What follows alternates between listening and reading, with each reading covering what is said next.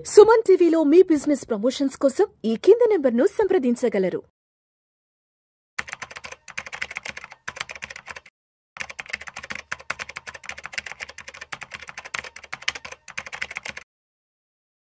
నమస్తే, నేను జీవి సత్యనారాయణ.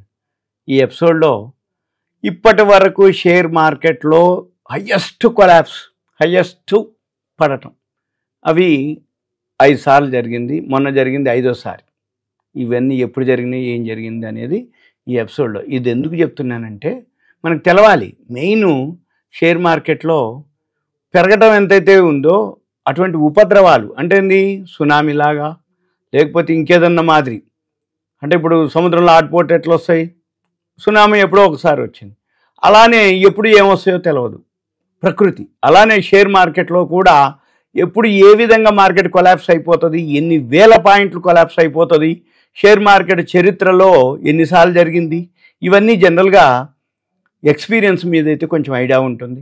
రెండోది షేర్ మార్కెట్ అవేర్నెస్, అంటే షేర్ మార్కెట్ తెలుసుకోవాలని తాపత్రయం కానీ తహతహ కానీ షేర్ మార్కెట్ గురించి డెప్త్గా నాలెడ్జ్ కావాలి అనుకునే వాళ్ళందరూ దీని మీద ఎంక్వైరీ చేస్తారు. అంతే తప్ప వేరే విధంగా అనేది కాదు. ఎందుకోసం అంటున్నా అంటే ఏదైతే ఉందో కంటిన్యూగా ఈ మధ్యకాలంలో, అంటే ఉదాహరణ కరోనా తర్వాత ఎవరైతే షేర్ మార్కెట్లోకి ఎంటర్ అయినరో వాళ్ళకి ఏమి ఉండదు ఇబ్బంది. అంటే ఏంది, పచ్చగా ఉంది, ఎప్పుడు కొనుక్కున్నా పెరిగింది, ఒకవేళ పడ్డా మళ్ళీ పెరిగింది, ఎప్పుడు లాస్ లేదు, ఎప్పుడు లాభాలే ఉన్నాయి, కాబట్టి ఇది పచ్చగా ఉంది అనుకుంటారు.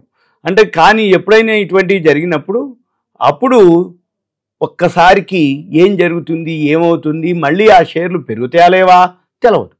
ఇవన్నిటికీ ఏదైతే ఉన్నాయో అవి మీకు ఈ వీడియోలో షేర్ మార్కెట్ స్టార్టింగ్ నుంచి ఎప్పుడెప్పుడు స్కామ్ కానీ బూమ్ కానీ రెండు ఉంటాయి.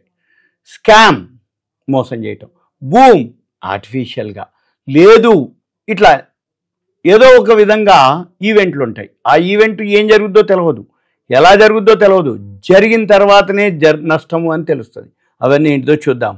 అయితే ఈ పతనాలు ఏవైతే క్రాషెస్ ఉన్నాయో ఇప్పటి వరకు 5 సార్లు జరిగింది. మొన్న జరిగింది 5వ సారి. అదేంటో చూద్దాం అతిపెద్దగా. అయితే ఒక్క రోజులోనే మొన్న మనకి 4000 పాయింట్లు పట్టడం, చివరికి 2200 చిల్లర కోలుకోవటం జరిగింది. బిగ్గెస్ట్ క్రాష్ ఎప్పుడయ్యా, ఫస్ట్ హర్షద్ మెహతా టైంలో 1992లో హర్షద్ మెహతా స్కామ్ జరగటం జరిగింది. అప్పుడు కూడా 4000 కోట్లకు పైగా స్కామ్ జరిగితే ఒక్కసారిగా బయటపడగానే కుప్పకూలిపోవటం జరిగింది. అది ఏప్రిల్ 28, 1992లో 570, అప్పట్లోనే 570 పాయింట్లు, 12.7% అనమాట. ఏది పడిపోవటం ఒక్క రోజులోనే అతిపెద్ద పతనం అనేది అప్పటికి. అది అంటే 1992 కంటే అంతకుముందు ఎప్పుడు కూడా ఇలా జరగలేదు కాబట్టి అదే అతిపెద్ద పతనం అన్నారు అప్పటికి. ఇంకా సింపుల్గా ఏంటిది అంటే హర్షద్ మెహతా స్కామ్ అందరికీ తెలిసి ఉండొచ్చు, ఈ మధ్య సినిమా కూడా రావడం జరిగింది.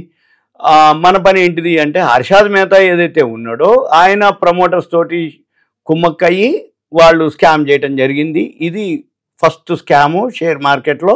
అప్పటికి అన్నీ కూడా బాగా పెరగడం జరిగింది. ఆ దెబ్బకి కొలాప్స్ అయిపోవడం జరిగింది.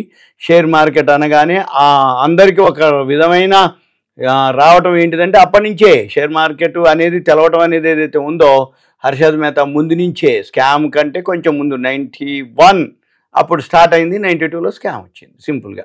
ఇక తర్వాత నెక్స్ట్ 2004లో జరిగింది. అది ఎలక్షన్ టైంలో జరిగింది. 2004లో ఎన్డీఏ ప్రభుత్వం వస్తుందని చెప్పేసి షేర్ మార్కెట్ ఆశించడం జరిగింది. అయితే ఆ టైంలో ఏవైతే రిజల్ట్స్ రావడం జరిగిందో అప్పుడు కాంగ్రెస్ రావడం జరిగింది భారీ ఎత్తున. యూపీఏ, యునైటెడ్ ప్రోగ్రెసివ్ అలయన్స్, అది రావడం జరిగింది. ఆ దెబ్బకి ఒక్కసారిగా అంటే ఎన్డీఏ వస్తుందని అనుకోవటం, మార్కెట్ పెరగటం, ఎన్డీఏ రాకపోవటం, యూపీఏ రావటం, ఒక్కసారికి మార్పులు జరిగేటప్పటికి ప్రభుత్వం అధికారంలో వచ్చేటప్పటికి, అంటే అప్పట్లో ఓటర్ల యొక్క తీర్పు ఏదైతే ఉందో అంటే షేర్ మార్కెట్ అనుకుంది ఒకటి, జరిగింది ఒకటి. వెంబటే షేర్ మార్కెట్ పడిపోవటం. అది మే 17, 2004లో 11.1% ఫాల్ అవటం జరిగింది. 842 పాయింట్లు పడిపోవటం జరిగింది ఆ ఒక్కరోజే. అదనమాట. అంటే 1992లో ఒకసారి, మళ్ళీ నెక్స్ట్ మధ్యలో ఇంకొకటి జరిగింది. 2001లో కేతన్ పరేఖ్ కూడా ఒక స్కామ్ జరిగింది. అప్పుడే వరల్డ్ ట్రేడ్ సెంటర్ కూలటం, Y2K సాల్వ్ అయిపోయి షేర్ మార్కెట్ బాగా ఆల్ టైమ్ హైలోకి వెళ్ళటం. ఇంకా మీకు బాగా చెప్తున్నాం, ఎప్పుడు జరుగుతాయి తెలుసా ఇలాంటివన్నీ, అతి సర్వత్రా వర్జయేత్ అంటే అతిగా ఎప్పుడైతే షేర్ మార్కెట్ కానీ ఏదైనా కానీ ఇప్పుడు హైదరాబాద్లో రియల్ ఎస్టేటు కోకాపేటలో 100 కోట్లకి ఎకరం అయిపోయింది అనగానే రియల్ ఎస్టేట్ భూమిలోకి పోయింది, మళ్ళీ ఇప్పుడు లేదు. షేర్ మార్కెట్ కూడా హర్షద్ మెహతా ముందు ఆల్ టైమ్ హైక్ పోయింది, ఒక్కసారి స్కామ్. 2001 వచ్చేటప్పటికి Y2K సాల్వ్ అవ్వటం జరిగింది. ఇక సాఫ్ట్వేర్ కంపెనీలు అన్నీ పెరగటం జరిగింది, కేతన్ పరేఖ్ స్కామ్ జరగటం జరిగింది. అప్పుడు సేమ్ అదే Y2K అంటే సాఫ్ట్వేర్లు, Y2K ఇయర్ 2000 ఎప్పుడైతే సాఫ్ట్వేర్లు కంప్యూటర్లు ఓకే అయిపోయినాయో, హర్షద్ మెహతా స్కామ్ ఎలా జరిగిందో కేతన్ పరేఖ్ కూడా సేమ్ అలానే. అప్పుడు K10 అనేది కేతన్ పరేఖ్ 10 షేర్స్ అనమాట. K అంటే 1000 కింద లెక్క ఒకటి, కేతన్ పరేఖ్ ఆయన KP ఒకటి, మళ్ళీ K10 వాళ్ళ షేర్స్ 10 కంపెనీల మీద ఆయన స్కామ్ చేయడం జరిగింది. అప్పట్లోనే సిల్వర్ లైన్ అని, రోల్టా అని, గ్లోబల్ టెలి అని, హిమాచల్ ఫ్యూచరిస్టిక్స్ అని, గ్లోబల్ ట్రస్ట్ బ్యాంక్ అని, తర్వాత ఏవైతే ఉన్నాయో ఒక 10 కంపెనీలు ఉన్నాయి అప్పట్లోనే, ఏది ఆ టైంలో.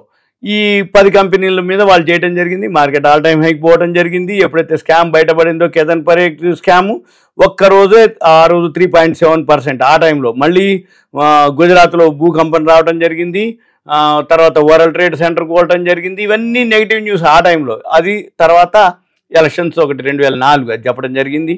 ఇక మళ్ళీ 2008లో లేమాన్ బ్రదర్స్ వరల్డ్ అమెరికా మార్కెట్లో రియల్ ఎస్టేట్ మీద అనమాట. లేమాన్ బ్రదర్స్ ప్రపంచవ్యాప్తంగా అప్పుడు కూడా షేర్ మార్కెట్లు కొలాప్స్ అయిపోవడం జరిగింది.